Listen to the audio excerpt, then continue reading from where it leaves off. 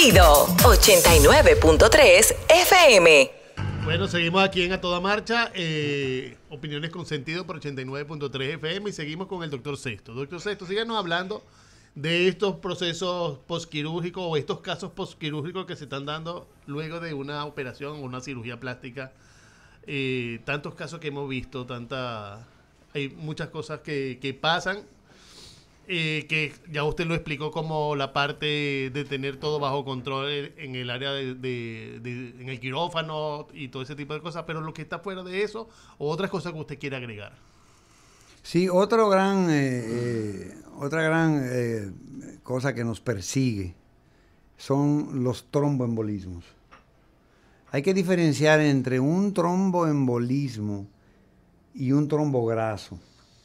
Diga cuál es la diferencia. El tromboembolismo es cuando, por ejemplo, cada día es más difícil de verlo, cuando se forma en una vena, se forma un trombo y este migra hacia los pulmones y produce una trombosis a través pasa por la aurícula y pasa y tapa una de las arterias que van al pulmón. El paciente entra en dificultad respiratoria y es una gran complicación. ¿Qué hacemos para esto? Primero, me ha tocado vivir varias cosas por los años que tenemos en esto. Antiguamente los pacientes se quedaban internos 2 días, tirados en una cama. La inamovilidad, o sea, no moverse, es una de las cosas que más produce trombos. Claro. Tú tienes la movilización temprana, claro. Desde que estamos haciendo movilizaciones tempranas, los pacientes es más difícil que tengan un trombo. Okay. El uso profiláctico de heparinoides, sobre todo lo hacíamos rigurosamente en todos los pacientes. Pero nos dimos cuenta que había algunos que no hacía falta porque no tenían una historia previa de tener un trombo. Si usted es un paciente que tuvo un tromboembolismo en una pierna o tuvo una flebitis. Antiguamente se usaba la heparina como norma general, sí, también. No, son heparinoides porque la heparina te produce una anticoagulación severa y va a sangrar seguro el paciente.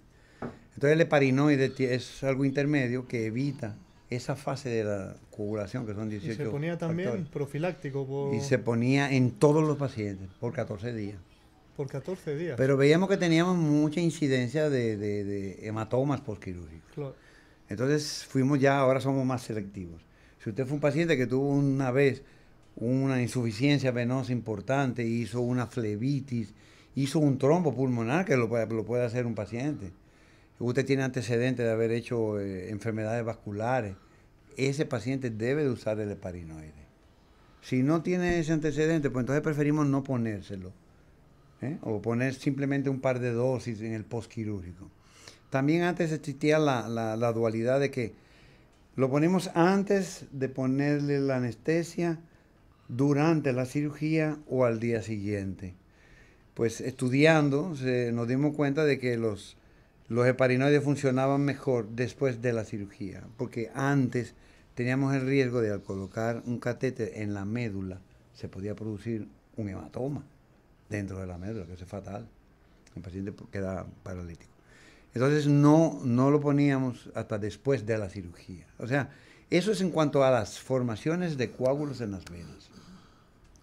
El uso de medias antiembólicas, de unos aparatos que se colocan en las pantorrillas neumáticos que dan masaje, mantienen la circulación venosa y evitamos precisamente la formación de esos coágulos. La otra cosa es el embolismo graso, que es la segunda cosa que yo les mencioné. Tuve la oportunidad en Miami de estar en el TASC del BBL famoso, de esta cirugía que hacemos para aumentar la nalga. Hubieron normas que se desprendieron la mortalidad es un 100%. ¿Por qué la produce? Para comenzar, este TASC, este grupo de la American Society de Cirugía Plástica, dio las pautas. Primero, nunca colocar grasa en un plano muscular profundo. Eso es lo primero. O sea, ¿por qué en Florida? Porque en Florida hay muchos cirujanos con esta tendencia de glúteos grandes. Lo primero que se prohibió es el uso intramuscular de la grasa. O sea, tú sacas grasa, haces una liposucción, eso lo conservas bien estéril, en un recipiente, y transfieres esa grasa a los glúteos. ¿Cuál es el gran peligro de ponerlo en el plano intramuscular? Sobre todo por debajo del glúteo menor. Ahí está el paquete vasculonervioso. O sea, ahí pasan los nervios que van de la columna a las piernas, los grandes vasos, las venas y las arterias. Cuando tú creas una presión en una cavidad como es esa, debajo del músculo, cualquier desgarro que hagas con la misma cánula en una de esas venas, esa grasa pasa de una manera rápida al torrente sanguíneo. Y eso produce un trombo que es graso, que no hay un anticoagulante que ni se habla de soluciones con alcohol, alcoholadas que se le pasan al paciente para tratar de diluir un poco la grasa, pero usualmente es mortal. En las autopsias de los casi 60 pacientes que ellos presentaron, se demostró en todos un desgarro en una arteria o en una vena de ese gran paquete y la grasa intramuscular. De hecho, una gringada de ellos piden que poner la grasa con un ultrasonido. Yo creo que todos los cirujanos que tengan experiencia saben en qué plano están. Si están introduciéndolo dentro del músculo o encima de él. Yo creo que no hay que usar de rigor, ellos pidieron que con un ultrasonido tú veas la punta de la cánula y veas dónde estás poniendo la grasa. La grasa tiene que ir subcutánea o por encima del músculo, nunca dentro del músculo. Otra cosa es el volumen. O sea, no se deben de poner 3000 cc en una nalga, 3000 cc en otra. Eso también aumenta los riesgos del tromboembolismo graso, del tromboembolismo graso. Pero lo principal es, primero, nunca poner grasa intramuscular, no poner grandes volúmenes y la grasa ponerla por encima del músculo. Nunca dar terapia ni masaje en el área que inyecta la grasa, porque tenemos que entender que lo que estamos es haciendo una transferencia de células vivas para que sobrevivan en esa zona. Claro. Entonces, si la molestamos, si le damos ultrasonido, si le damos fisioterapia y esas cosas, esa grasa no se integra y se puede morir. Claro. Esa es la diferencia a vuelo de pájaro de lo que es tromboembolismo venoso y graso, que son los dos grandes terrores de un cirujano. Yo he tenido pacientes con tromboembolismo pulmonar cuando no hacíamos profilaxis y cuando teníamos los pacientes 2 y 3 días internos sin mover, pero no pasó nada, por suerte, se manejaron bien. Pero son cosas que han ido desapareciendo con esta cosa que yo te digo de la movilización temprana, el uso de aparatos en las piernas. Yo uso especialmente un aparato que se llama Venoplus, que es eléctrico, que produce una estimulación muscular de los grupos musculares de la pantorrilla, y al bombear el músculo, la sangre, las venas llevan la sangre, mantienen siempre drenada las piernas para que no se formen los trombos. Claro. La movilización temprana, importantísimo, o sea, para mantener al paciente moviéndose. Un paciente no está enfermo, lo que esté operado, él puede moverse. De hecho, inclusive en cirugía general, cirugías como laparoscópica, como extirpación de vesícula o alguna otra cirugía, operado en la mañana, ya en la tarde están caminando. En ginecológica también, ya en la tarde están caminando, se levantan para evitar precisamente los trombos. ¿La cirugía estética necesita un posoperatorio de cuidado dentro de la clínica o es hacia ambulatoria que...? No, todo se hace. Las terapias que se hacen posquirúrgicas se hacen normalmente ambulatorias. De hecho, el paciente va al consultorio a darse sus terapias, su terapia física, que no es el masaje que te dan en la playa con un aceite de coco, como si tuviera una masa de pizza, no. Es terapia física. Es ultrasonido, es electroestimulación, drenaje linfático y se da en sesiones de 5 y 10 sesiones en el postoperatorio. Y eso mantiene al paciente moviéndose.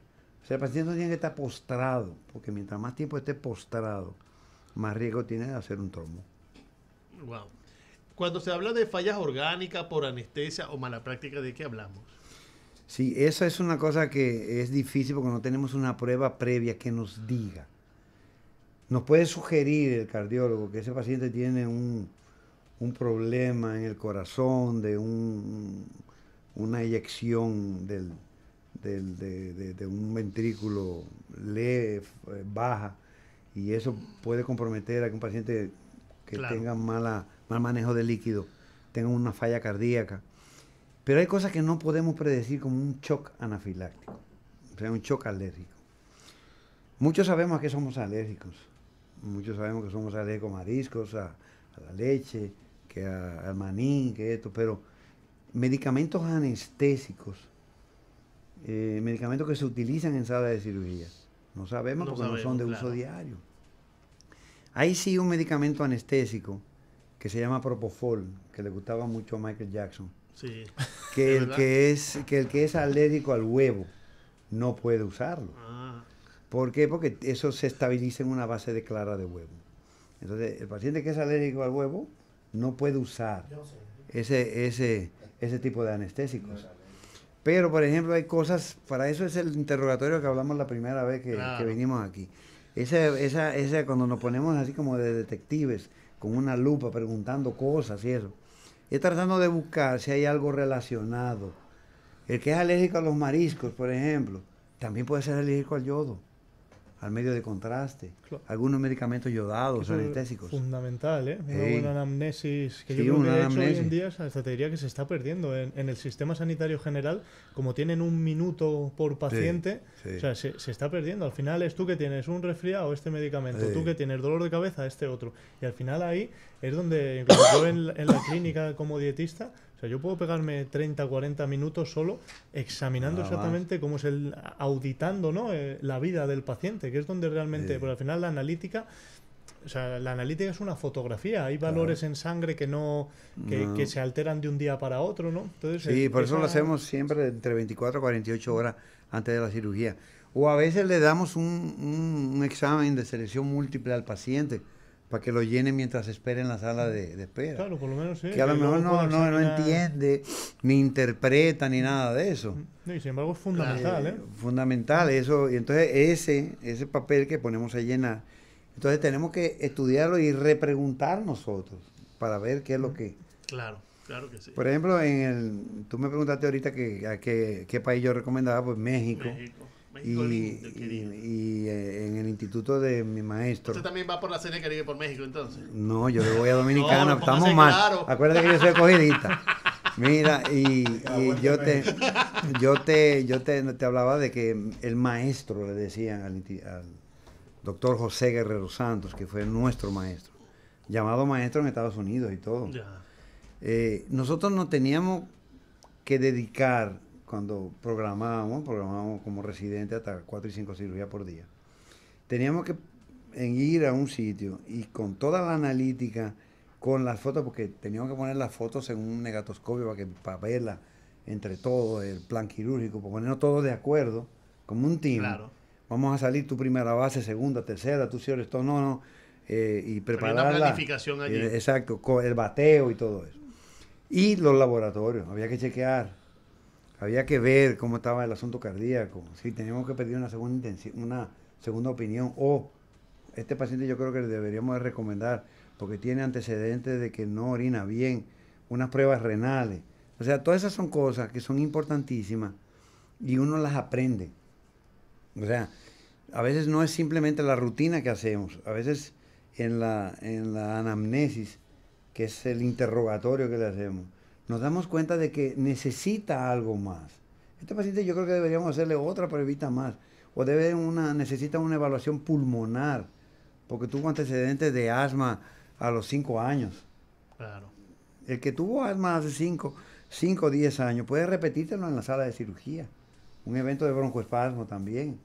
Son cosas que se pueden resolver, pero hay pacientes que un broncoespasmo severo te puede complicar la anestesia, claro, por ejemplo. Sí. Pero en sí, en la sala de cirugía, un programa quirúrgico que no sea muy agresivo, un anestesiólogo bien preparados, un paciente bien estudiado, usualmente sale bien de sala de cirugía. Okay. Buscar yo la palabra que digo, usualmente. Usualmente. Bueno, tiene más garantía de que tú salgas como el paciente quiere que salga también. Entonces, vámonos a una pequeña pausa. Regresamos para hablar del ayuno intermitente. Síguenos en nuestras redes sociales. @ATodaMarcha